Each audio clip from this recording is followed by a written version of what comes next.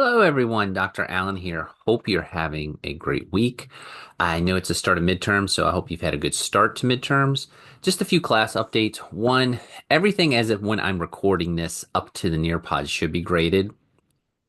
I'm in the midst of looking at the Ed puzzles right now. I should be able to get those done before the end of the week. And hopefully I can get the QR codes up pretty quick also. The Ed puzzles take me a little bit of time. The QR codes are not as timely. A lot of that involves me just grabbing my phone and checking them out. So with that being said, I'll try to get all the assignments caught up as soon as possible. But there should be a good many grades in. And also, I'll make this point since we are in midterm week. If you see anything that's not graded that you submitted up through the near pods, just email me. It's probably something I overlooked, or maybe you emailed it to me and I didn't catch it, or something like that. I'm going to send out a reminder on this coming week. I'm recording this at the end of the week of the 20, well, I don't even think we're, no, the 20th, 21st.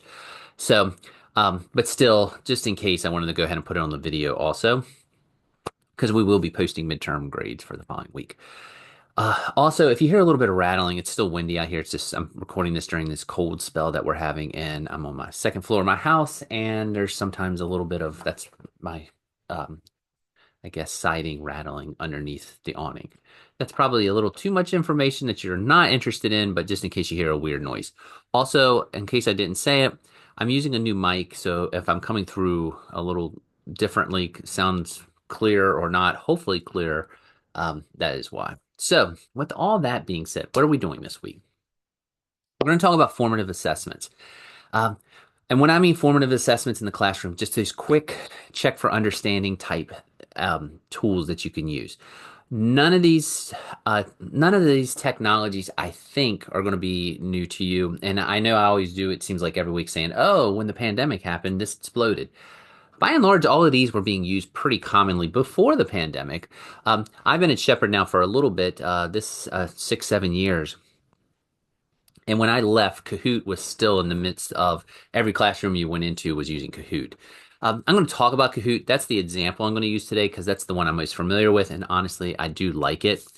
But there are other formative assessment tools that you can use, such as Gimkit, Quiz. Um, Also, I'm going to go ahead and pull it up here. One of the readings I posted, if you wanted to check it out, of course, Bookit is the one that I think has really gotten popular over the last few years, and it is, it's a good check for understanding tool. My son, who's in high school, still tells me Bookit is his favorite out of all of these. Um, just to let you know about this article, when you do your assignment this week, and I'll rehash it, but you're going to make a 10 question set on one of these tools. You can pick any of these if you want. I'm going to show you Quizlet again. That's the one I'm just most familiar with. I've used all of these though, and you're welcome to use any of them. And this article I like because it has a little bit of pros and cons. It's from Ditch That Textbook, and it has a lot of pros and cons related to ways to use these. Like, for example, I think Gimkit is probably a better tool to use if you're going to do something more offline or asynchronous, so to speak, not as a collective whole. Um, I think it just has some. I think that's a weakness of Kahoot, where I think Kahoot sometimes is better as a whole or in group settings. Of course, that could be up for debate also. But again, maybe check that article out if you're trying to figure out. And again, just because you're doing this class and you're only going to use one of these texts, it may be something that you want to try all of these in the future. And again, you all have used them in classrooms probably. You'll know what works and what doesn't. We're just kind of doing it from the teacher end and just not the student end today. Also, I'm going to go ahead, I'm going to show you Kahoot and just what I like about it. But I do want to point out a couple of things. I'm going to put this, whoops, ha ha ha, wrong thing. There we go. One's an agenda, but I'm not going to stop that at all. Here we go. Um, these are some pros and cons with Kahoot, but before I start, I do want to make this point also. When you do EdTPA in the near future, just in case, I think I've said this before, but that is your capstone for your, whether you're in elementary or secondary, you're going to use or you're going to complete an EdTPA assessment in 461. One thing you have to do is collect data on students. I mentioned that that's something you can do with Nearpod. You can definitely do it with all these tools. Again, collecting data is a good thing. It kind of identifies what your students are understanding. Maybe gaps in your instruction, that's not a bad thing. It just identifies where you need to focus in the future or go back and touch on. All of these tools have ways to download responses and kind of collect that data. I do know Kahoot kind of does it in an Excel spreadsheet type format, so that might be something you might want to look at. So, excuse me. Um, excuse me. I'm gonna maybe edit this coughing out, but I'm gonna take a drink. Next, I want to talk about some of the pros and cons. I, again, have this strictly related to Kahoot, but this could apply to the other ones also, and I might point that out. Uh, Full disclosure, this is actually something, there's been a lot of research on Kahoot over in the recent years. This is actually, a lot of these pros and cons are coming from Stanford University, and these are things that they identified as some of the um, weaknesses and strengths of Kahoot as identified by teachers. I'm going to just kind of summarize as I run through. But again, one positive with Kahoot and all of these, if you do them as a collective whole, it kind of there's more interaction. Now, I will say this: make sure you have your classroom management skills on. I don't want to say high alert, just ready to roll when you're doing a lot of these gamification type things. Kahoot can get a little crazy. I had specific rules before we played Kahoot because Kahoot is, I taught social studies and I wanted, the students to, we would use it for review or just, that lower level blooms. But I didn't want to stop for like 5 minutes after each question because everyone's talking and everyone's cheering. My students, I gave them like 2 seconds, quiet cheer, we're moving on. That's how I did it because I started to stop playing games of Kahoot because it was taking too long to get through the games. So you definitely have to have established guidelines when you use Kahoot or any of these. Um, as again, it's kind of got it on here, but most students are already familiar with Kahoot. So if you said, let's do a Kahoot, they'll sign right on, they'll get the pen, they'll go. It's down here as a con, so I'll just go ahead and say it. One thing is you got to make sure everyone has a device, which most schools are one-to-one now. And also you need to make sure you have strong internet because Kahoot can get very laggy and so can the others just because of the loading. A benefit of Kahoot, especially, is that you can play it anywhere or anyone can log in as long as they can see it. And again, you can record participation and encourage students. It's a nice discussion. I used it as a tool, like for example, I'm looking in my office at something that I might have talked about. We were talking about the Romans. This is a very simple question, but what country is Rome in? And I'd have my four like Italy, France, England, Germany, and the students responded. I hope they wouldn't do this, but if they responded Germany, I could stop, talk, show them where it is, things like that. Um, and one thing about Kahoot too is you can do large class sizes. So there are some Zoom features. I'm not going to get into those, but you can do like breakout rooms and things. So those are some of the pluses. Uh, I've kind of hit some of the minuses, but it can be a little time consuming. I kind of had mine on a quick turnaround because I didn't want to get too bogged down. And because I found if I gave students too long to answer, you're kind of waiting on one and the clock just keeps running. So I usually had it in that 10-second range for each question. Um, and again, I mentioned the strong internet, but that's just a few things. I'll post this up, and there's tons of articles. That Ditch My Textbook article is really good about highlighting not only the Kahoot strengths and weaknesses, it also touches on Bookit, Gimkit, and Quiz. Um, so, anyway, with that all being said, what are we doing this week? Let's scroll down. Ignore this date. I know it says 3-3. I'm moving that up. It's to match the syllabus. It's just I had stuff I needed to rearrange, and I'm still in the midst of that. But if you click here, you'll see you're going to collect either, and I'll alter this. You can also choose Bookit if you want to. And I know, especially in elementary, a lot of people are really using Bookit. It's fine, but you're going to select one of those formative assessment type texts. You're going to create a free account if needed. Again, your Googles usually work for that. And you're going to create a short set of questions, 10 questions, using these tools. You'll share it on Brightspace. I've said this the last couple of weeks, but just in case, you usually do, if you have a code or a link, you might have to put it on a Word document to submit it. The other thing I wanted to say about Kahoot and all of these tools, and I'm going to go ahead and go to Kahoot. I don't know if that's my password that's actually in there, so we'll see if it takes it. Oh, I did remember it, I think. Okay. Good.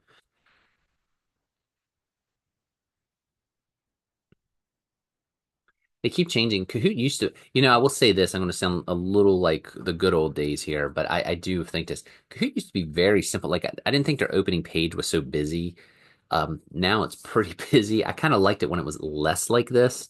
Um, but that's neither here nor there. So you can see I have 80 Kahoots still in here. I still use it. I did a professional development session here at Shepherd. I'm glad this actually happened. When you sign in, you're going to see things like this that pop up. You do not need to pay anything if you use Kahoot. As you can see, it's going to be on here. And usually there's an X that you can mark out of. You do not need to upgrade. Every semester I have someone say, oh my gosh, a pop-up said that I had to pay. You do not need to pay. Use the free account. Just X out. There's another one that pops up. You got to click down here, like skip or move on. You do not need to pay for Kahoot. When you create the account, you do not need to do that. Sorry to keep reiterating that, but like I say, I do a lot of times people don't catch that and they'll email me. Usually it's because they haven't watched the video. So if you're seeing this right now, it won't be a problem. All right. Um, Let me go ahead and show you what you need to do. We're going to move over and we're going to create. And we're going to create a Kahoot. There are so many cool things with Kahoot now. You can do storyboards. They're all competing with one another. So you can see you can do AI assisted. We're going to talk about AI in the coming weeks. So I'm not going to get into that right now. I do not want you to do an AI generated one. And I can see the images and all when you do it. Just hit blank canvas and you're going to come up to this. If you want to insert images or GIFs or anything like that, feel free. Um, I'm not telling you to do it. A lot of times, if it has stars, I've actually paid a little bit, so mine doesn't have them. But if it has stars, a lot of times it won't let you do it. I believe all the GIFs are free. So, for example, I'm going to do one on um, imperialism. Nah, that's too. Let's just. I always think World War One is just a good one to go with. So we're going to just go ahead and pick one, and we'll just pick a GIF and you can just insert it in there and it's there. You don't have to do that though. I don't have that as a requirement for the assignment. So that's just how much you want to and do on it. But for example, all you need to do once you pull this up, as you can see, I hit create and I can do it. You're going to put, um, what year did World War I start? And we'll go 1912. 1914, which is the correct answer. So you're going to click that. 1915 or 1920. And as you can see, you can set your little things. There's different things over here. Quiz is your multiple choice. You can do true, false. There's poll. And there's the stars. If you have a star, you need to upgrade your account. You don't need to do that for anything that I'm requiring. I mentioned that I usually did 10 seconds. And you can see there's different ways to do it. But that's it. My question's there. Now, you have to do 10 of these. So what you need to do after you do your first question, and again, I think this goes without saying, but please make it around a lesson that you might be teaching in schools. You're just going to add a slide, and you can pick whatever one you want. We're going to do classic again, and we're going to do quiz, and we'll do what side was the U.S. on? Actually, I like this one better. Who was president at the start of World War One? And then we just did a question, so we'll say 1914. President of the U.S. Now, just in case the social studies teacher and me, we didn't actually enter the war until 1917. But at the start of the actual war, he was still the same president. And then you're going to say, you could say TR, Teddy Roosevelt. You could say FDR. You only need two for these choices, but we're going to do four. Wilson, which is the correct answer, or Taft. And again, you can set all your things. Once these are all done, you will do this 10 times if you're going to use Kahoot. And as you can see here, it's asking if I want any media. So I'll even give the students a little clue here. I always kind of did this because at the end of the day, I just wanted them to know the answers. By the way, that's Taft and Wilson, so we'll do that one. I like that. Once you do 10 of these, you're just going to hit save. World War One review. And of course, I misspelled review, but that's even better. That's done. You can share it. You're just going to click that, get that right there. That should do it. And you're done. So you'll do 10 of those if you're going to do the Kahoot. If you want to try one of the other techs, that is 100% fine. Um, I have no problems with that. One other thing I started to mention and I didn't finish. Kahoot has a library and discover page. I'm going to go ahead and say this, especially if I haven't said it related to Teachers Pay Teachers and or Kahoot or any technology.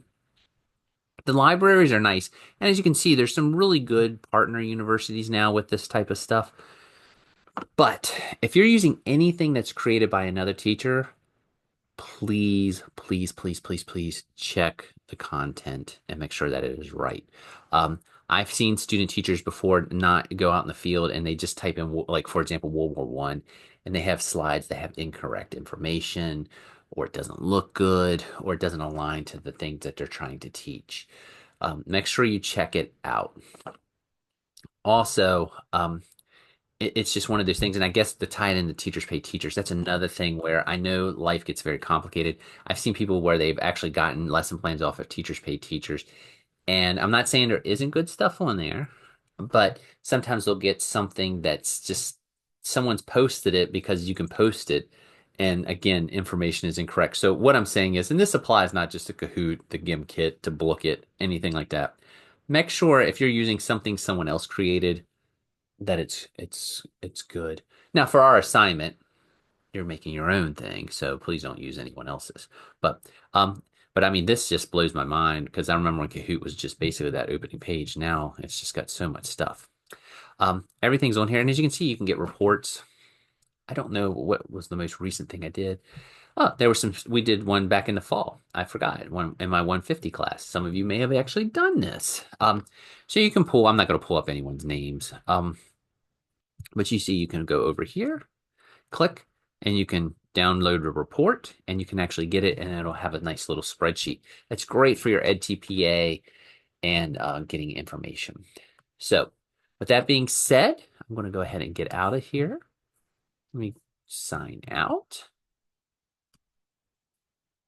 Again, 10 slides, and I'm going to go back to where we were. I'm going to hit that. And as you can see, I think that was the main thing we have to do. I don't have Bookit on the PowerPoint on the syllabus. Shame on me. You are welcome to use Bookit. I was just making sure I had Bookit as its own separate thing last time, but it just fits so well into this. I discounted it. So again, you're going to use any type of formative assessment type tool, either Gimkit, Kahoot, Quiz, Bookit, whatever. Quizlet Live's another good one. But you're going to make 10 questions. You're going to submit the share. You're going to share the link, and that's all I need to do. If you can download any of these in a PowerPoint, that's also. I'm sorry, PowerPoint. You can download any of these in a PDF. That also works. A lot of you did that for the Nearpods, and it was perfect. Um, so, with all that being said, I hope everyone has a great week. I'm going to go ahead and log off. I'm going to stop sharing. And again, I hope you hope everything goes well. Hope everyone has a good exam week, and I will talk to you later. Bye.